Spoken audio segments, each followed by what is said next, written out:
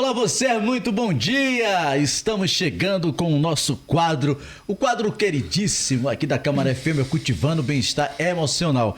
Doutora Liliane Dutra, eu tô afiado, viu? Até o nome do quadro agora. Pois é, tô não lembrando erra mais, tudo né? direitinho, não tô esquecendo mais. Bom dia, doutora! Bom dia, mais um prazer estar aqui, né? Como nas quintas-feiras. Como todas acontece quintas. todas as quintas. Pois é. E a senhora tá bem mais familiarizada também com o programa, viu? Os ouvintes já estão percebendo isso. A gente já tá em casa, a doutora tá em casa. Tá em casa. Semana passada falamos de um assunto igualmente sério. Sim. Vamos continuar falando sobre o câncer. E essa semana é ressignificando o câncer.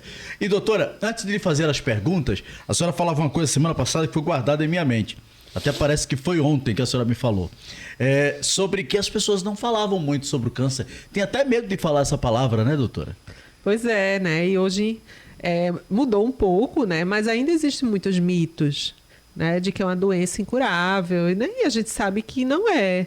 É uma doença que tem uma chance de cura grande, né? E dependendo do momento que é iniciado o tratamento, a chance ela aumenta muito.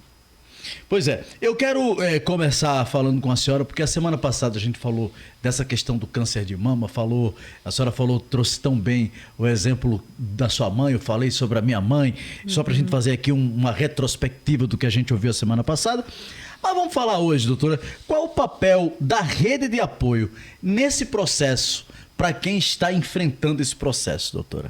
A gente já tinha começado a falar um pouco na semana passada, né? Mas é importante a gente retomar a importância dessa rede de apoio, que é a importância da família, a importância dos amigos, das pessoas que estão perto dessa mulher, né? Que se descobriu o câncer, que vai enfrentar esse tratamento, né? Enfim, essa rede de apoio ela é fundamental, né? Inclusive, muitas vezes a mulher ela vai encontrar motivação nessa rede de apoio, né? Então, a mulher que, por exemplo, tem um companheiro que tem filhos, né? E que olha para os filhos e vai dizer, não, eu vou enfrentar tudo isso, eu vou vencer, eu vou fazer tudo que precisar ser feito por mim, mas também pelos meus filhos. Então, é uma motivação a mais, né, que ela encontra quando tem essas pessoas perto dela, quando ela sente que é amada. Então, ela sente que ela deve, não apenas por ela, mas por todo mundo que está perto dela. E o bom dessa rede de apoio, quando a gente está falando, geralmente quando alguém sabe da notícia que a pessoa está com câncer, às vezes, a força, e a senhora falava semana passada disso, da força da sua mãe, como ela soube, como ela enfrentou, como ela acabou tendo a notícia. Quem está do lado, em vez de dar aquele suporte, fica mais frágil do que a própria pessoa que está com problema. E às vezes, em vez de ser um suporte para a pessoa, ela acaba tratando a pessoa como coitadinha, coitadinho, é difícil. Sim. E em vez de dar uma palavra para, te colocar para cima, ela te coloca para baixo. Tem muito disso. Então a gente tem que ter muito cuidado para essa rede de apoio não ser muito frágil, né? Ou não ser apoio. Ser uma rede, mas ser apoio, né? Claro, claro. Então, se você acha que está difícil demais para você, né, que está acompanhando alguém que está passando por esse processo do câncer, busque ajuda também, né? Busque também um suporte. Você precisa se fortalecer para estar forte para ajudar. Para outra pessoa. Para outra pessoa, né? Então, não adianta você chegar lá e se debulhar em lágrimas, né? E ficar desesperada, né? Enfim, né? Que tipo de apoio, de suporte você vai dar dessa forma? Então, não dá. Eu me lembro que quando eu descobri que minha mãe estava com metástase, foi o meu irmão, na verdade, que deu a notícia, mas ela estava junto, né? E na hora, eu não contive as lágrimas, mas assim, desceu algumas lágrimas, mas assim, eu me segurei, né? Eu me segurei, porque eu não queria passar para ela, né? Que eu estava muito mal com aquela notícia, porque ela própria, ela não passava isso pra gente, né? Então, ela, mesmo diante da metástase, ela dizia, eu vou vencer, eu vou continuar lutando, eu vou continuar fazendo tudo o que eu preciso fazer. E aí, eu sabia que eu não tinha o direito de ser frágil ou de pensar de outra forma na frente dela, né? Então eu chorava, eu sofria, mas longe dela, sozinha, no meu quarto, né? E quando eu estava com ela, eu me colocava como forte, né? Como ponto de apoio, né? Ali perto dela, né? Concordando com ela de que, de fato, ia dar certo, né? De que, enfim, né? Ela ia conseguir. Mais uma vez, ela não se curou, mas ela deixou, né? Ela conseguiu deixar o legado dela, que para mim é o mais importante. Coisa boa a gente trazer esse exemplo aqui para as pessoas que estão ouvindo a gente, para fortalecer quem está do outro lado. E é sempre bom, porque às vezes a gente fala de algo que a gente não viveu e a senhora está falando de algo que a senhora viveu.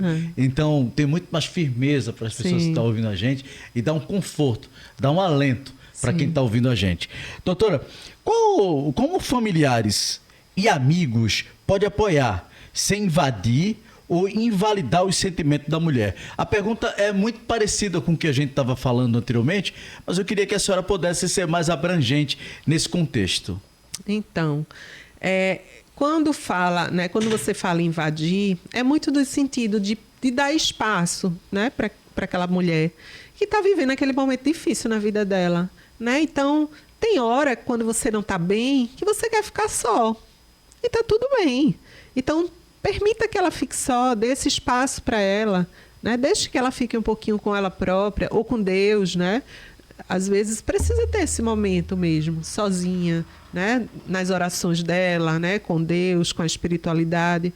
Então, dê esse espaço, respeite esse momento, né? E aí, depois você se aproxima, você diz para ela, pode dizer para ela, não esquece que eu estou aqui perto.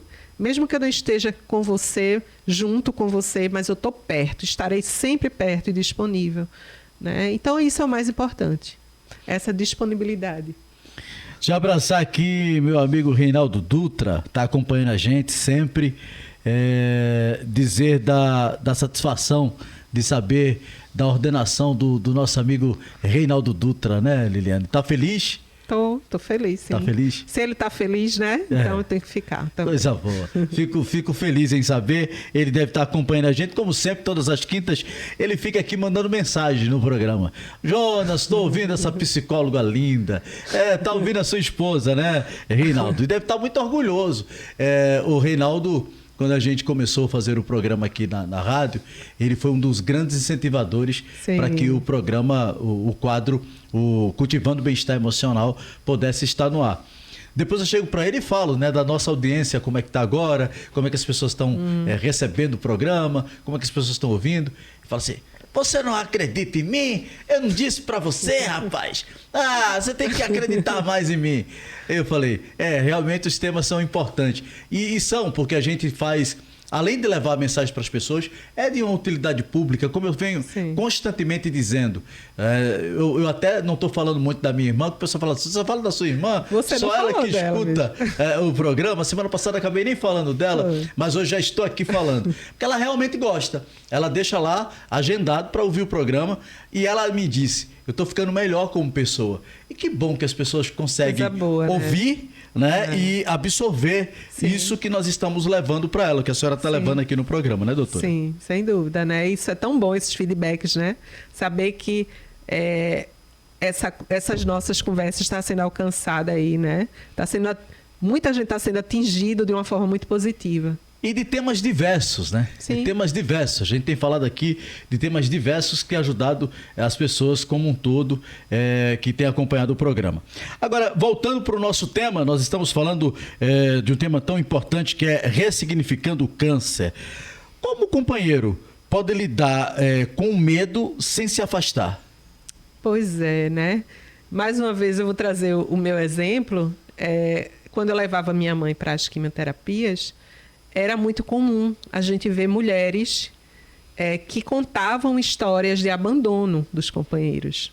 Então, como é comum, infelizmente, isso, né? Então, muitos homens, por não saber lidar com essa situação, acabam fugindo, abandonando a mulher, né? Então, o homem, é muito comum essa dificuldade do homem, né, de se ver frágil e de não saber lidar com essa fragilidade. E aí, o melhor caminho é encarar, é olhar para isso. É dizer, poxa, tá difícil lidar com isso, mas eu não posso abandonar minha companheira no momento que ela mais precisa.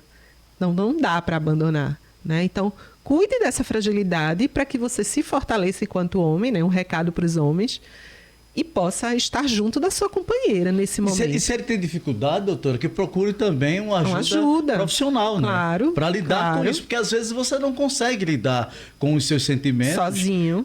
Sozinho, não consegue lidar com as situações. E a gente conhece várias pessoas que não conseguem lidar. Então, nada melhor do que também buscar uma ajuda profissional para você lidar com aquele problema, para você sair daquela situação. Afinal de contas, quando você casa, existe ali um comprometimento.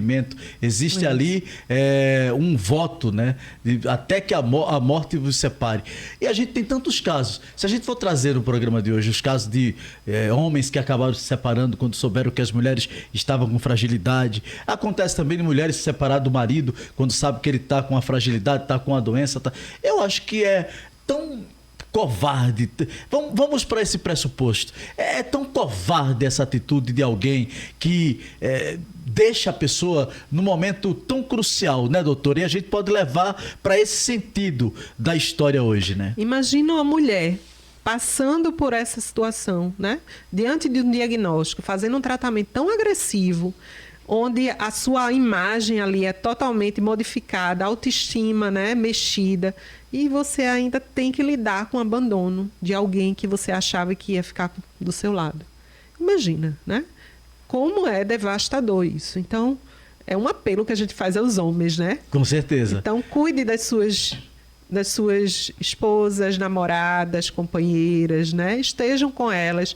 E se ficar difícil, busque ajuda, né? Busque ajuda profissional, busque apoio para que você possa se fortalecer, estar junto dela.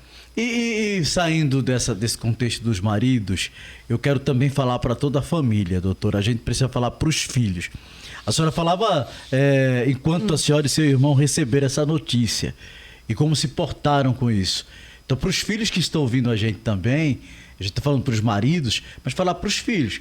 Porque às vezes o filho, ele diz assim, não posso fazer nada, eu não tenho nada para fazer, e fica bem ausente ali, não fica presente, não interage com a mãe, com o pai, com quem quer que seja que está ali doente, que está precisando dessa ajuda, que a gente está falando desse contexto pai e mãe, mas pode acontecer com qualquer pessoa, né? Com um companheiro, com a companheira, com o irmão, com a irmã, mas nesse contexto o filho, principalmente, quando descobre, e aí deixa a mãe lá, ao Deus dará. Não, ela vai se virar sozinha. Tem muito filho assim, né? Tem. E aí, mais uma vez, a gente traz, né, as estatísticas, né, dizem, né, que as mulheres, elas são ensinadas para cuidar, né? Então, as filhas, mulheres, normalmente são elas que se colocam mais disponíveis, né, em detrimento dos homens. Só que não existe isso. Todo mundo é capaz de cuidar do outro, né? Então, no meu exemplo, graças a Deus, né? Eu tenho um irmão mais novo, 4 anos mais novo que eu, mas que ele foi muito parceiro nesse processo de doença da minha mãe, né? Então, ele estava junto comigo nesse cuidado com ela. Então, a gente revezava consultas, tratamento. Então, quando eu não podia ir, ele ia, e a gente ia revezando.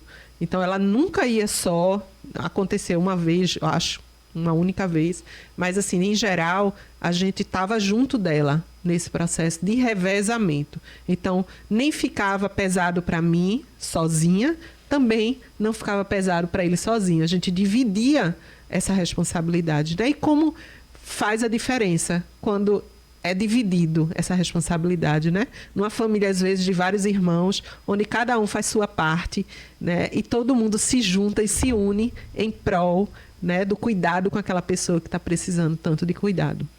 Nesse caso, a gente vê muito nos hospitais a presença da família, a constância e esse apoio que a família dá, muitas vezes, dependendo da situação de saúde que a pessoa está lá vivenciando no hospital, essa presença ajuda muito a pessoa a se restabelecer. Então, esse apoio ajuda muito a pessoa a se estabelecer, se restabelecer. Então, depende muito como essa pessoa ela está convivendo com a outra, ela está indo, está dando assistência, está presente. A gente vê muito esses casos no hospital. Para quem está em casa, cuidando em casa também, não deve ser diferente, né? Sim, e faz toda a diferença. Você se sentir amada, né? Diante de uma situação como essa, tão difícil. Então, sentir que você é amada, né? Que as pessoas estão ali cuidando de você e preocupadas com você, faz toda a diferença no tratamento. Doutora, como a psicoterapia e os grupos de pacientes podem ajudar? Então, né, é fundamental, né? Muitas vezes, e aí esse tratamento ele pode vir desde o início do processo. Então, descobrir o diagnóstico, né, já buscam essa ajuda profissional. É fundamental para que você possa cuidar dos seus sentimentos, né, das emoções que vão vir ao longo do tratamento, para que você possa ter ali aquele momento de fala, né, de desabafo, de choro, para que você possa acolher todos esses sentimentos, né, para que você possa ter esse suporte emocional, né, e se fortalecer, né? Então, é fundamental. Então, é muito difícil alguém passando por esse momento, e olha que tem muita gente que até consegue, né? Mas, assim, o ideal seria que todo mundo tivesse acesso, né, a esse acompanhamento psicológico. Minha mãe, ela tinha um plano de saúde, e no plano de saúde tinha um acompanhamento psicológico, né, lá no próprio hospital, que ainda assim a gente avaliou que não era o suficiente, porque a gente sabe que esses atendimentos de plano de saúde, né, deixam a desejar. Né? E aí a gente conversei com ela, e aí a gente decidiu fazer um atendimento particular com a psicóloga. Ela fazia online, né, e foi muito, muito importante para ela ao longo do tratamento dela. Agora, esse apoio, esse atendimento psicológico, se a família puder cobrir como um todo, não só o paciente, porque às vezes o desgaste Sim. psicológico Sim. chega para quem está cuidando de alguém. Sim. Né? E eu falava isso antes. Até, às vezes, a pessoa fica mais abalada que o próprio paciente. Sim. E, às vezes, estruturar isso é muito importante para lidar com o problema, né, doutora? Sim. Eu não teria aguentado, dado conta, se eu não tivesse tido o meu suporte emocional, né? Então, eu já tinha parado, tinha dado uma pausa na minha terapia, né? E aí, quando veio o adoecimento da minha mãe, eu decidi que eu precisava voltar. E aí, eu voltei, e foi fundamental para ter conseguido passar por todo esse processo, né?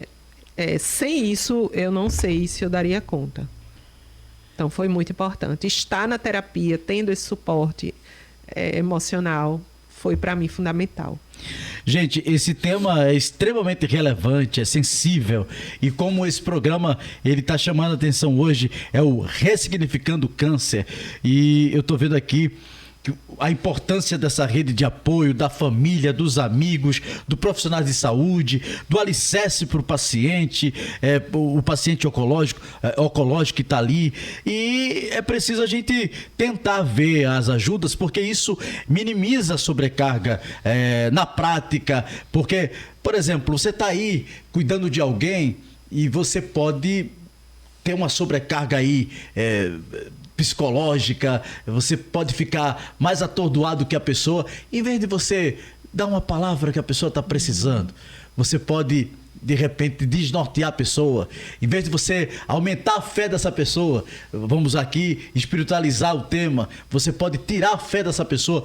Então, é preciso também, até para a pessoa lidar com isso, doutora, estar preparada, e é disso que a gente está falando, né? É isso.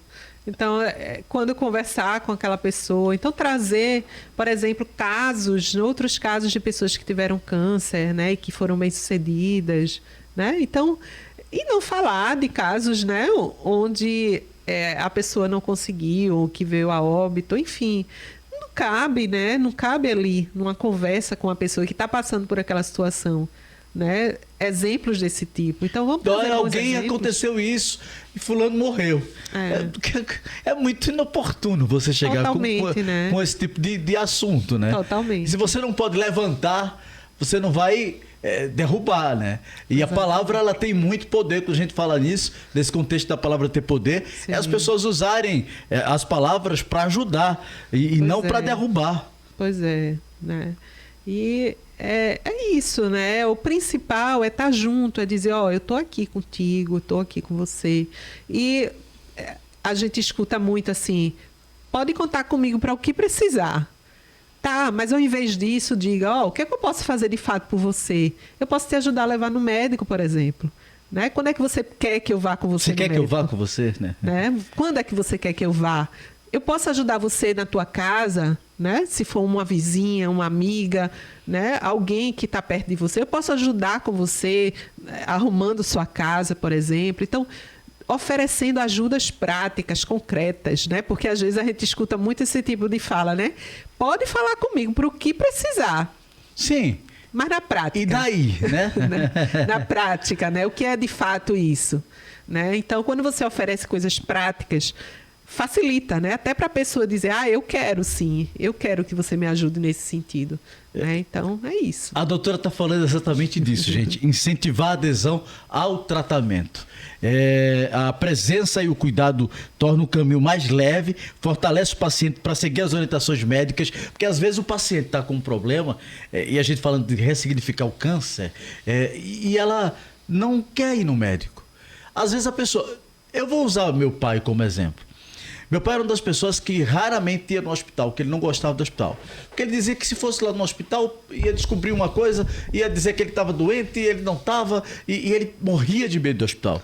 Então, raramente ele ia no hospital. Mas a gente precisa incentivar as pessoas a fazer um diagnóstico, a ir no hospital. E esse ressignificar também é fazer com que elas procurem o tratamento adequado. Mas vai morrer de todo jeito. Sim, meu amigo, mas você não vai deixar as pessoas morrerem à míngua simplesmente porque você sabe que alguém vai morrer. Tem isso também, doutora? Sim, vamos fazer a nossa parte, né? A nossa parte. Vamos fazer a nossa parte e o resto a gente entrega a Deus, desde que ele faça dele, né? Eu digo muito isso, né? Então a gente faz a nossa parte.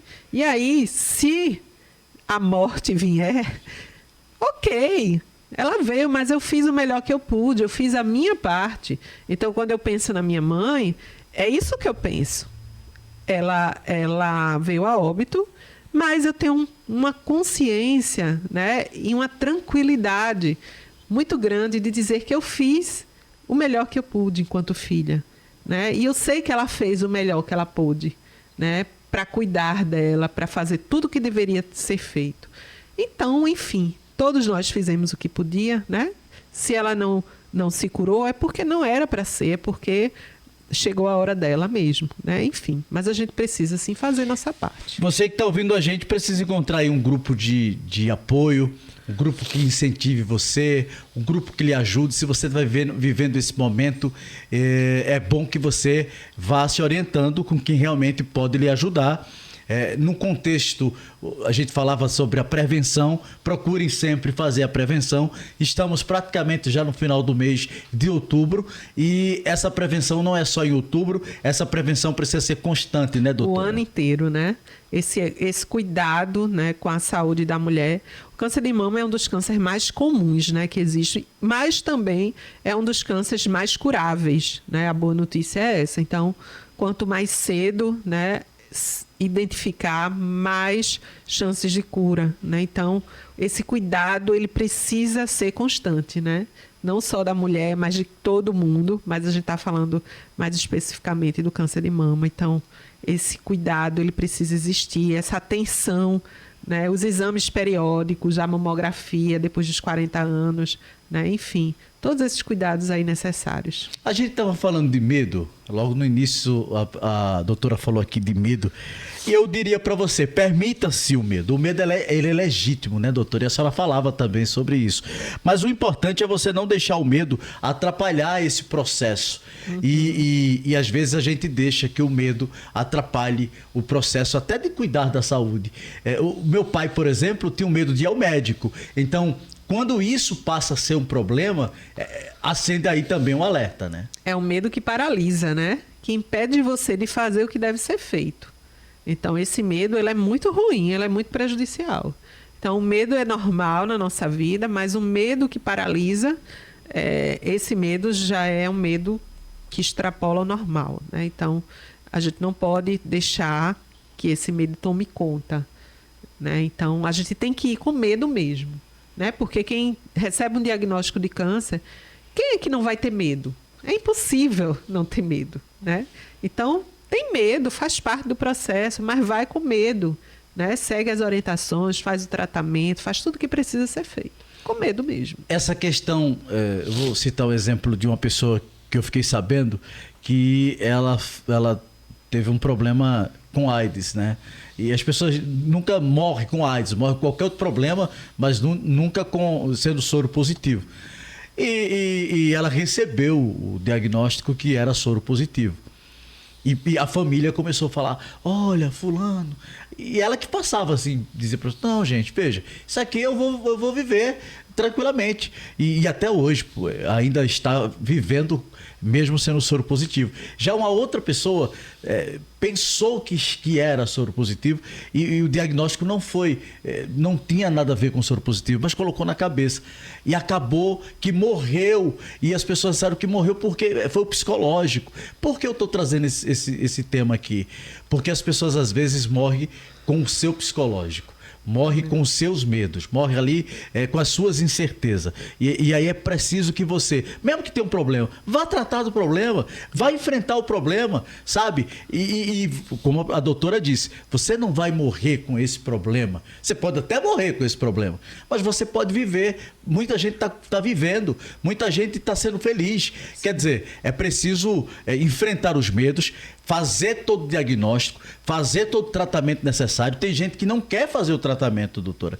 Quando descobre, é como se entregasse. Fala assim, eu não vou fazer, eu vou morrer mesmo, eu não preciso fazer esse tratamento. E é nesse ponto que eu quero que a senhora conversasse com as pessoas. Descobriu, vai fazer um tratamento.